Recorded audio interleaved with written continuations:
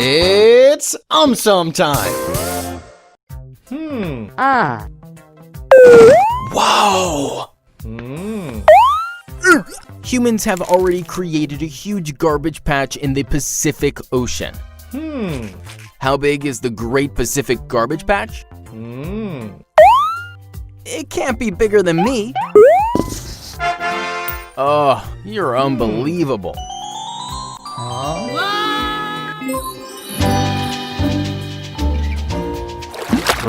Every year, we dump around 8 million tons of plastic waste in the oceans. Holy moly!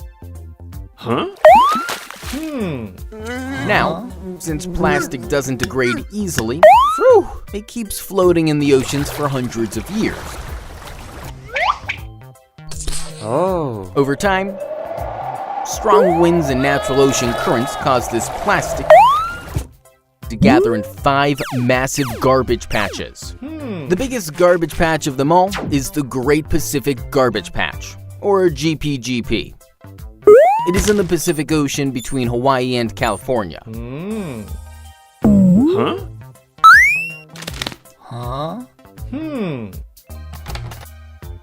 According to estimations, nearly 1.8 trillion plastic pieces are floating in the GPGP, which weigh about 90,000 tons. Also, some people say that the GPGP is twice the size of Texas.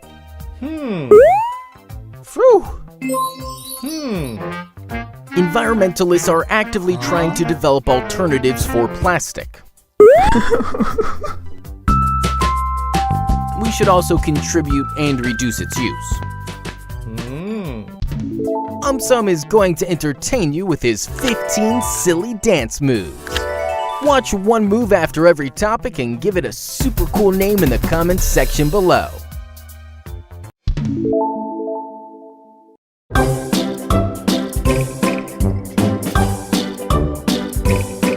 Topic: latent heat of vaporization.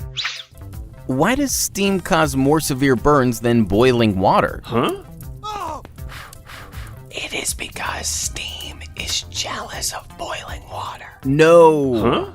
It is because of latent heat of vaporization. Latent heat of vaporization is the amount of heat energy required to change a unit mass of liquid into vapor at atmospheric pressure at its boiling point. Whoa. Trust me. Everything just went over my head. Alright, I'll explain it to you. Boiling water contains only a specific amount of heat energy required for it to boil. However, as steam is formed from boiling water, it contains the heat energy of boiling water, along with the latent heat of vaporization. Hence, as steam has more heat energy, it can cause more severe burns than boiling water.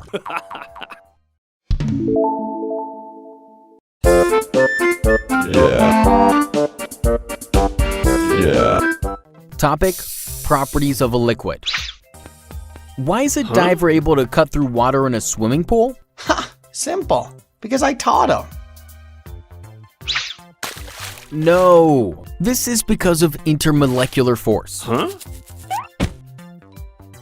Intermolecular force is the force of attraction present in between the molecules of solids, liquids, or gases. Now, the intermolecular forces in liquids are not very strong. Boo! This means I'm the strongest of all. Oh, please listen. Since the intermolecular forces are not strong, the molecules of a liquid are loosely packed and they have empty spaces in between them. As a result, the molecules can be displaced from their original position. Hence, when a diver jumps into water, its molecules get displaced from their original position and the diver is able to cut through the water.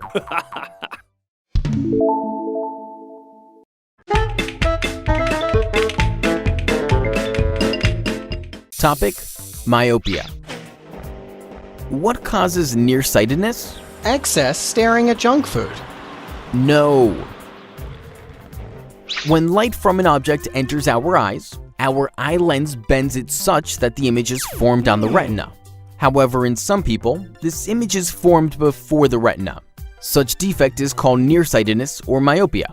A person with myopia cannot see distant objects clearly. But why? Wait, I'll explain. To focus image of a distant object on the retina, our eye lens becomes thin. However, in people with myopia, the lens cannot become adequately thin, thus forming image before the retina and making it difficult to see. Moreover, when the eyeball is elongated more than normal, the distance between the lens and the retina increases, resulting in the formation of image before the retina, thus causing difficulty in seeing the distant object.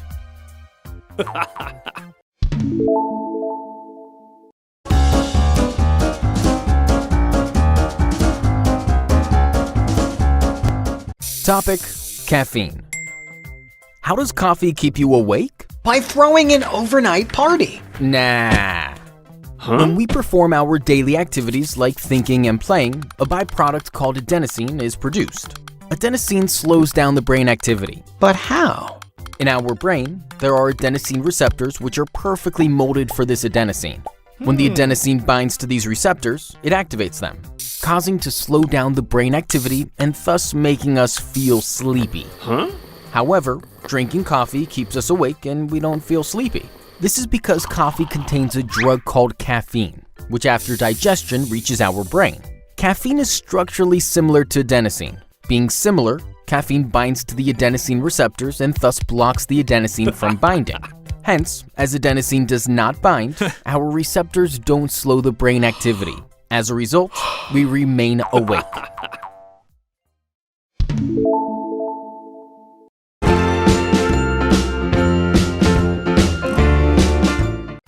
Topic: paper cuts. Why do paper cuts hurt so much? It is because paper hates us.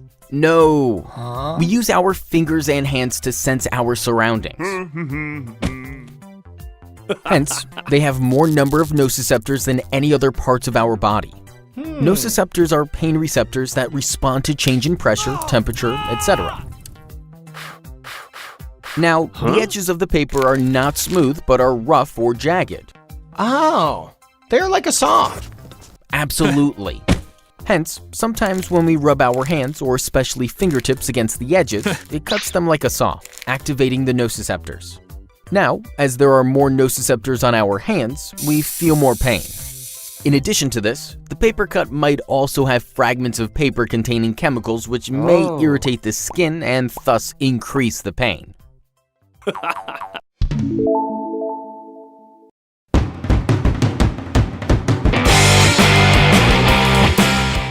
Topic: pins and needles. Why do limbs fall asleep? 'Cause they're tired. Nah. It basically happens because of nerves. Through nerves, our brain communicates with our limbs. Wow, nerves are so amazing. Yep. However, when we cross our legs or sleep on an arm for very long, we apply pressure, causing the nerve pathways in its surrounding arteries to squeeze. Hence, the nerves do not work properly and the arteries cannot supply required nutrients to the nerves. As a result, the signals sent by our brain do not reach the limb. Thus, we cannot move it. So, we say that our limb has fallen asleep. Also, in some situations, some of these squeezed nerves stop sending signals, while some fire hyperactively.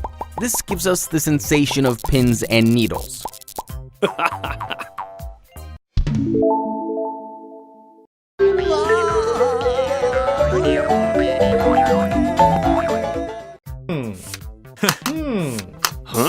What is color blindness? A color festival. No, color blindness or color deficiency is a vision problem. Now, our eyes have light-sensitive cells called rods and cones. Can I put ice cream on these cones? Oh, you are just unbelievable. Rods are responsible for black and white vision. They do not detect color, whereas cones detect color. There are 3 types of cones. One cone perceives red light, another perceives green, and the third perceives blue. Together, these cones help us to see the whole spectrum of colors. Now, in some cases, When one or more types of cones do not work properly, it causes color blindness. People with such deficiency have difficulty in distinguishing between certain colors or shades. For example, in red-green color blindness, the apple tree may appear like this.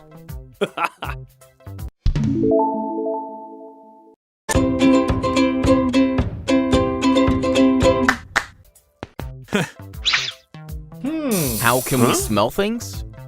Dude, I don't have a nose, so how will I know? At the back of our nose, there's a tissue called olfactory epithelium. It is covered with mucus. This tissue has specialized neurons called olfactory receptor neurons. There are about 40 million olfactory receptor neurons. These neurons are chemoreceptors, that is, neurons which detect chemicals. Wow, they have a cool name. Now, when any substance releases its smell or odor, the odor consists of chemicals. When we breathe in, these chemicals enter our nose. When they reach the olfactory epithelium, the chemicals get stuck in the mucus, causing them to activate the neurons. As a result, these activated neurons send signals through the olfactory tract to the brain, informing it about the smell.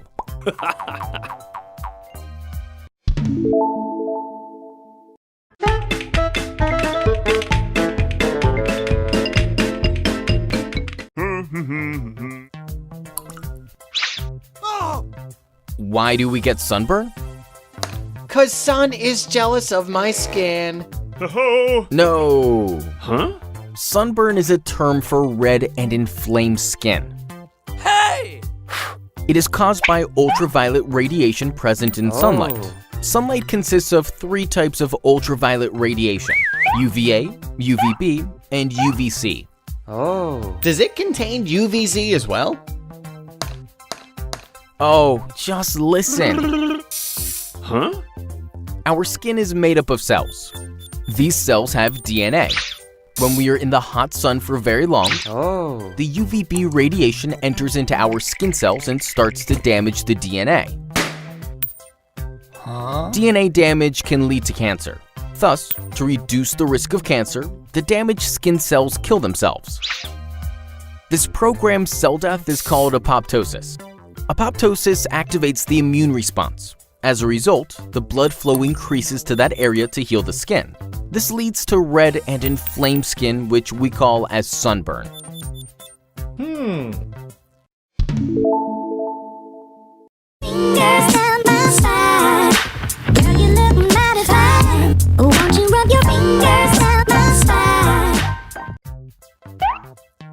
How do bees make honey? No idea.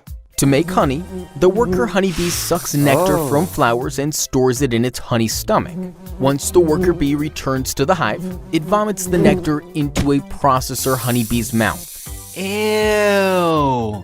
In the processor bee's mouth and stomach, an enzyme called invertase is added to the nectar. Invertase breaks some nectar into simple sugars like glucose and fructose. Then it vomits the partially converted nectar into another processor bee's mouth, who also adds more invertase, helping break down more nectar. This process goes on until most of the nectar is converted into simple sugars. Then, the mixture of simple sugars is stored in the honeycomb. At this point, the mixture is still watery. Hence, the bees flap their wings, which evaporates water and thickens the mixture to eventually form honey.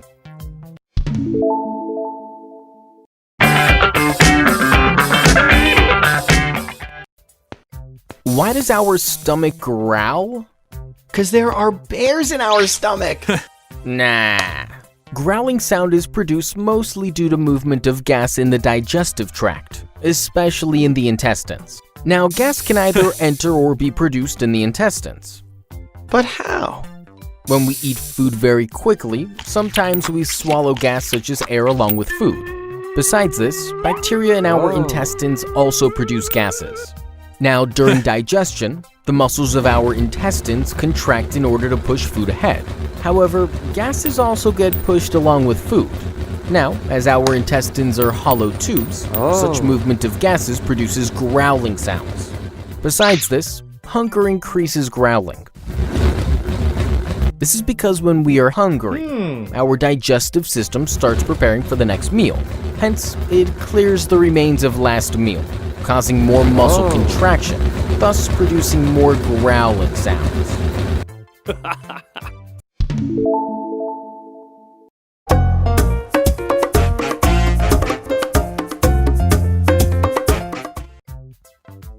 Why do pop rocks pop? Because they have springs in their legs. Nah. Pop rocks are tiny candy crystals. Candies are usually made using sugar, water, corn syrup, various flavorings, etc. Initially, all these ingredients are mixed together. The resulting solution is heated until most of the water boils off and we are left with a thick, sticky syrup. Usually, this syrup is poured in molds and allowed to cool and harden to make candies. However, to make pop rocks, highly pressurized carbon dioxide gas is added to the syrup and then it is cooled to subsequently form a hard candy. This results in the formation of small bubbles of pressurized carbon dioxide trapped inside the candy. Now, when we put this candy in our mouth, our saliva dissolves the candy. As a result, the highly pressurized carbon dioxide escapes from the bubbles with a pop.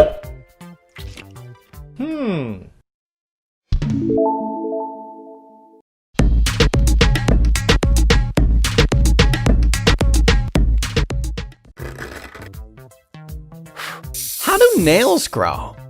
A nail consists of many different parts. The visible part of the nail is called nail plate. Nail plate lies on the nail bed. Can I sleep on that bed? Oh, just listen. Matrix is the area where nail growth originates. It lies below the skin. Matrix has specialized cells which keep dividing and creating nail cells. The nail cells grow and produce a hard protein called keratin. Then, these keratin-filled cells are pushed forward as more new cells are formed behind them. Eventually, the keratin-filled cells die and flatten to form the nail plate. The hard keratin in these dead cells gives strength to the nail and makes it hard. But what is the use of these nails? Nails protect our fingertips. Moreover, by observing the condition of our nails, doctors can get clues about our overall health.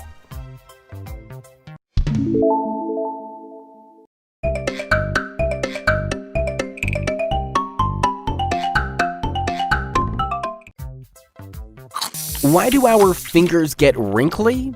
'Cause they want to look like raisins. No. A popular research suggests that wrinkly fingers are a reaction of our nervous system. When our fingers are in water for a long time, our nervous system causes the blood vessels present in the deeper layers of our skin to constrict. This in turn causes the deeper layers to shrink or contract. But as the topmost layer does not shrink, it becomes loose, thus forming small folds or wrinkles. But why does this happen? Scientists suggest that this could be an evolutionary adaptation. Wrinkly fingers help in getting a better grip to pick up wet objects, preventing them from slipping from our hands. Even our feet get wrinkly, helping us to walk in water without slipping.